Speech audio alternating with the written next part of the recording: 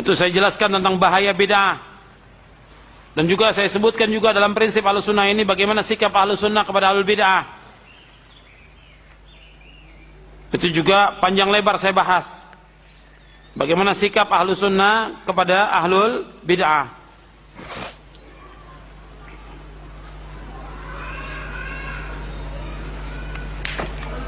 Jadi pengertian bid'ah itu yang dijelaskan oleh para ulama yaitu tariqatun fid dini mukhtara'atun tudahi syar'iyyata yuqsadu bis-suluki 'alaiha al-mubalaghatu fit ta'abbud lillahi subhanahu.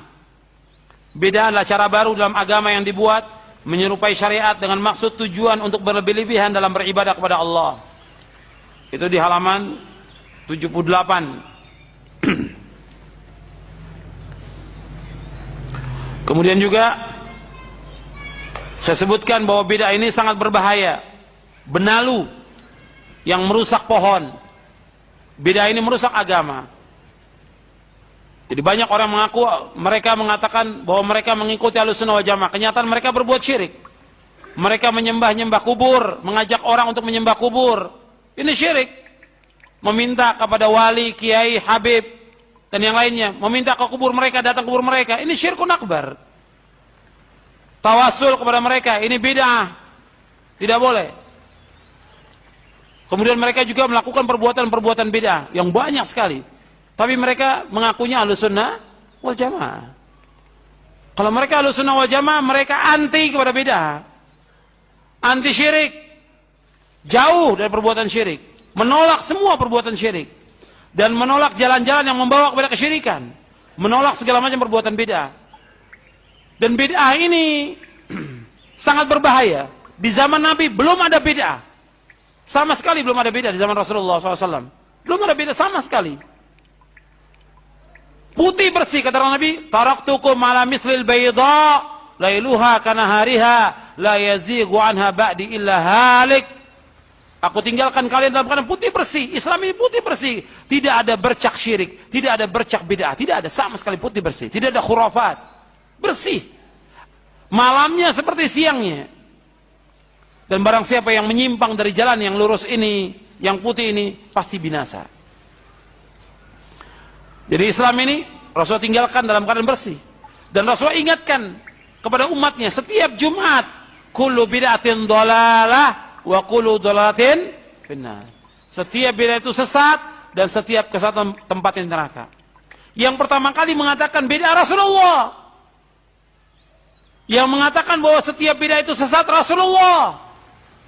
Yang mengatakan setiap kesesatan tempatnya neraka Rasulullah yang mengatakan demikian. Kullu bid'atin dhalalah wa kullu dhalalatin finnar. Rasulullah mengatakan demikian. Nah, kemudian datang umat yang belakangan, para dai, para ustadz takut menyebut bid'ah. Tidak mau menyebut bid'ah. Hatta sepanjang dia ceramah, khutbah, tidak mau menyebut bid'ah. Karena kalau disebut bid'ah, nanti pecah umat ini. Berarti antum menyimpang dari manhaj Rasulullah.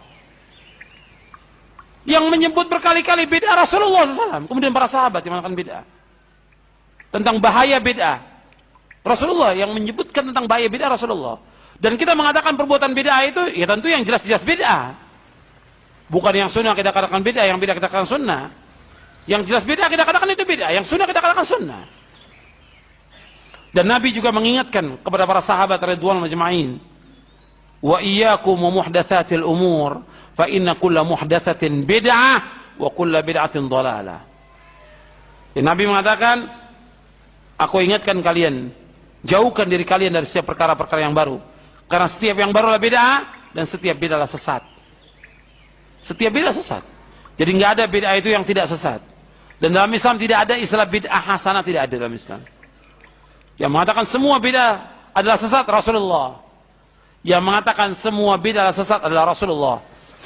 Dan Rasulullah bersabda dengan bahasa yang fasih. Bahasa Arab yang fasih bahwa setiap bid'ah sesat, itu Rasulullah berkata demikian. Kemudian sahabat memahami demikian. Kata Abdullah bin Umar radhiyallahu anhu wa ardhah, kata beliau, kullu bid'atin dhalalah wa in ra'ahan nasu hasanatan.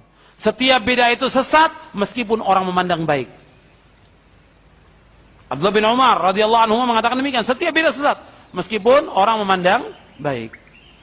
Di dalam Islam tidak ada bid'ah yang hasanah, tidak ada. Kemudian selanjutnya, ikhwan fiddin, a'azakumullah, kalau antum mau lihat ciri-ciri ahlul bid'ah, ini saya sudah bawakan di sini, di buku ini. Nanti bisa antum lihat bagaimana ciri ahlul bid'ah di halaman 520, halaman 521. Itu saya sebutkan dengan ciri-ciri ahlul bid'ah. Nanti antum bisa baca sendiri bagaimana ciri dari ahlul bid'ah yang memecah belah umat ini. Dan bid'ah itu sangat berbahaya buat Islam dan kaum muslimin. Sangat berbahaya. Maka dikatakan oleh Imam Sufyan Ats-Tsauri bahwa al-bid'atu ahabu ila iblis minal ma'siyah. Wal ma'siyatu yutabu minha wal bid'atu la yutabu minha. Kata Imam Sufyan Ats-Tsauri, bid'ah itu lebih dicintai oleh iblis daripada maksiat. Maksiat orangnya akan taubat. Orang yang berbuat maksiat, kalau diingatkan dia akan taubat. Tapi orang berbuat bid'ah, dia sulit untuk taubat. Kenapa? Dia anggap baik perbuatannya.